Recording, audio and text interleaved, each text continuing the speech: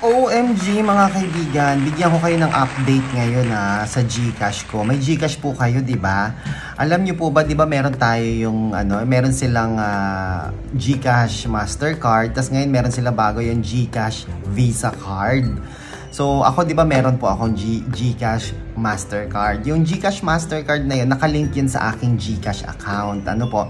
Bakit ako kumuha ng card? Siyempre, kapag minsan may mga gasoline station na hindi tumatanggap po ng GCash, no? Ang tinatanggap nila yung mga debit card.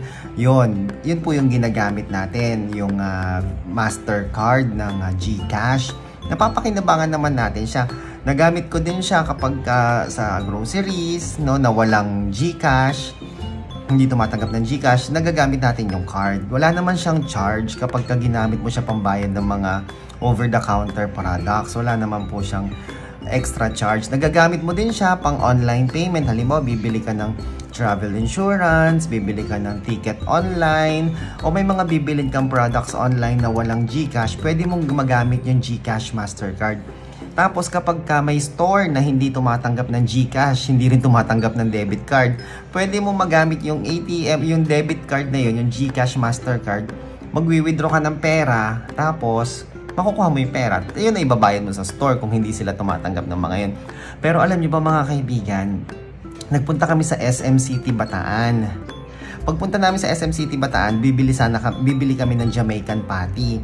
Hindi sila tumatanggap ng credit card, hindi sila tumatanggap ng debit card, hindi rin sila tumatanggap ng GCash. So, wala. Anong pwedeng gawin? Cash lang daw. So, nag-withdraw kami sa BDO, dun sa second floor, malapit sa food court na ATM, yung malapit sa SM Store, tapos food court, yung malapit sa Extremely Espresso, dun sa second floor. Nag-withdraw kaming ganyan. Tapos pag withdraw ko po mga kaibigan, so the usual, tatype mo yung PIN mo, tapos ilalagay mo yung amount na gusto mong i-withdraw, tapos mag-a-agree ka na merong charge na 18 pesos, tapos yun. Tapos do you want to print a receipt? Di ba, mga ganon-ganon yun. So sabi ko yes.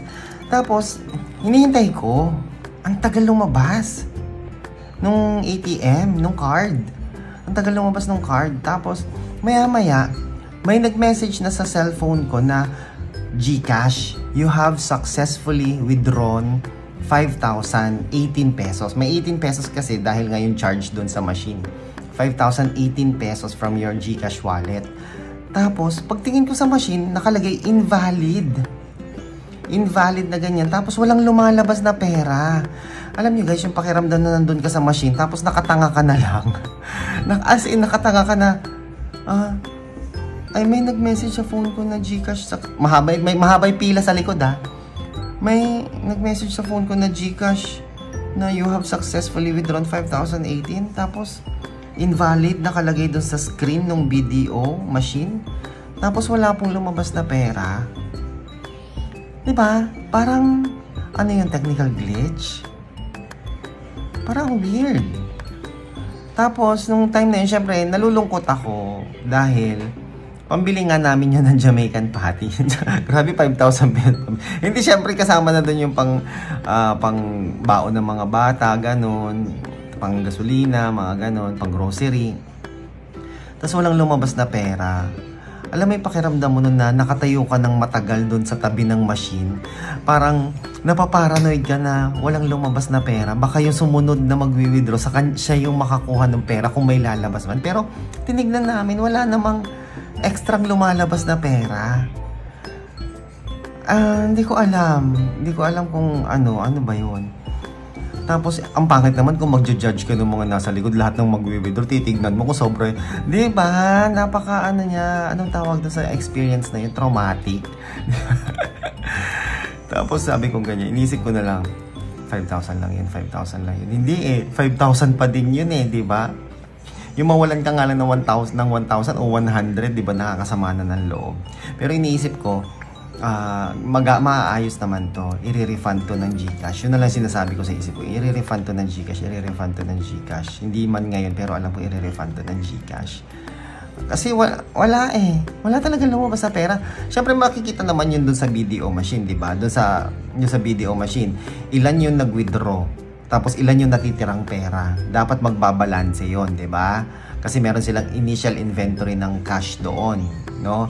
Tapos, medyo matagal lang siguro yung paghihintay, pero ang importante maibalik yung 5,000, 'di ba? Lalo na sa hirap ng buhay ngayon, 'di ba? Lahat ultimo sentimo kwentado. So in short, nawalan po ako ng 5,000 doon sa pag-withdraw ko gamit yung GCash Mastercard.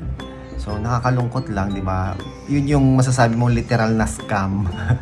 Yun yung masasabi mong literal na budol, 'di ba? Literal na dinaya ka, 'di ba? Hindi ko naman sinasabing intentional yon ng GCash o ng BDO. Pero, kasi ang tagal ko na nagwi-withdraw eh. Nagwi-withdraw ko ng, may Metrobank ako, may Robinsons Bank ako, may BPI ako noon. 2018, may BPI ako noon. Parang wala naman ako yung naging experience na gano'n na nag-withdraw ka. Tapos, walang lumabas, pero nabawasan ka ng pera. Wala naman ako nangyari ganun. Ang madalas nangyari dati, kinakain ng machine yung card. O kaya may somebody na nagwi-withdraw doon sa ATM ko na hindi ko nalalaman. Pero yung andun ka on the spot, nag-withdraw ka, walang lumabas na pera pero nabawasan yung laman ng ATM mo. Something questionable. Ewan ko ba ba't ganun? Tapos after nun, nakita ko yung GCash app ko needs to be updated. Kailangan siyang i-updated. So, Kailangan siya i-update. So, nagpunta ako sa GCash App Store. In-update ko siya. Guys, ganun pa rin. Talagang sa transaction history, makikita mo, withdrawn 5,018. Diba? Nakakainis. Wala lang. Yan yung scam. Literal na scam.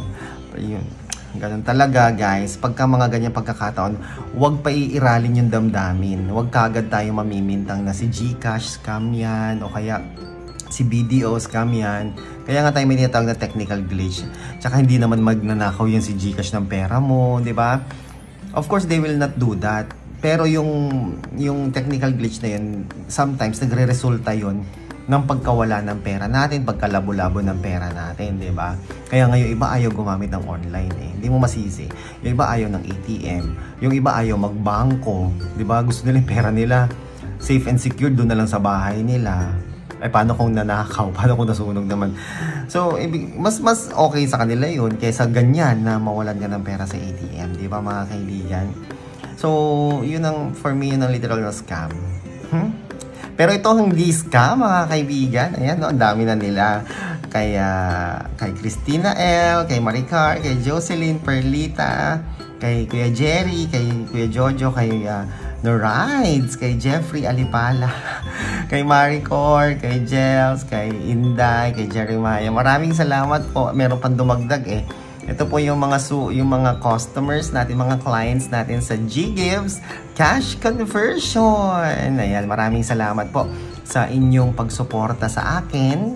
No, may mga nagka-cash out na. O, diba? Exciting, looking forward. At mga kaibigan, kung gusto ninyong ipa-cash convert ang inyong GGives eligibility, mag-comment down below lamang po kayo. Pero kung hindi naman, hindi nyo kailangan ng pera, huwag nyo nang pakialaman yung GGives ninyo, okay?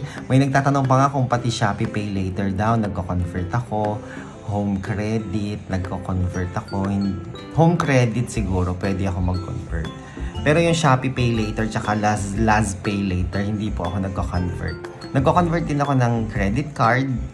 No, halimbawa may credit limit kayo na 100,000 tapos hindi mo naman yun mawi-withdraw as cash.